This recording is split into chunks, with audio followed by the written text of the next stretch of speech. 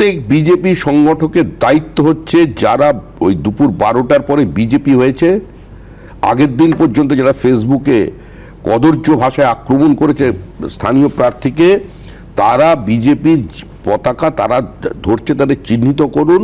আর যদি না পারেন পার্টি আপনাদের পদ থেকে সরিয়ে দেবে। সে পার্টির বিধায়কও হতে পারে। বিধায়কও যদি এই কাজ করে, মনে রাখবেন পার্টির ওপরে কেউ নেই, পার্টির সিদ্ধান্তই চূড়ান্ত সিদ্ধান্ত। আমরা চাই পশ্চিমবঙ্গে বিজেপির সরকার তৈরি না হোক, পশ্চিমবঙ্গ রাজ্য সরকার তৈরি হোক।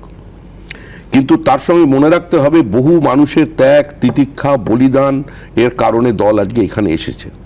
এ কোনো ঝড়ে আসেনি, কোনো ব্যক্তির কৃতিত্বে আজকে দল এখানে নেই। বহু মানুষের, যাদের নাম কেউ কোনোদিন মনে রাখেনি, তাদের জন্য এসেছে। সেটাকে কলুষিত করার চেষ্টা করা হচ্ছে একটার পর একটা। তুমি থামাবে কি করে? আমি বলছি তুমি বহু ছবি আমি তোমায় দেখাতে পারি যেখানে সেই অত্যাচারিত মুখগুলো মঞ্চে তারা সেলিব্রেট করছে বিজেপির আবির মেখে। বহু জায়গায় সেলিব্রেট করছে। রেলের তৎকাল উইন্ডো খোলে না, সেরকম তৎকাল বিজেপিরা থাকবে না। আমি দায়িত্ব নিয়ে বলছি, থাকবে না। এই তৎকাল বিজেপিকে কেউ যদি সমর্থন করে, তাকে বিজেপির বাইরে চলে যেতে হবে। আমি সভাপতির দায়িত্ব নিয়ে বলছি, তাকে আমি দল থেকে সাসপেন্ড করব। আমি সাংবাদিকদেরও বলেছি, এরকম দৃশ্য যদি দেখাতে পারেন যে দলের প্রার্থী ছিল বিধানসভায়, এমনকি বিধায়কও যদি এই কাজ করে, তাহলেও দলের শৃঙ্খলা রক্ষা কমিটি তার বিরুদ্ধে ব্যবস্থা নেবে। এবং যারা এই কাজ করেছে, আর আমাদের কাছে খবর আছে যারা এই কাজ করেছে, তাদের বিরুদ্ধে ব্যবস্থা নেওয়া হচ্ছে।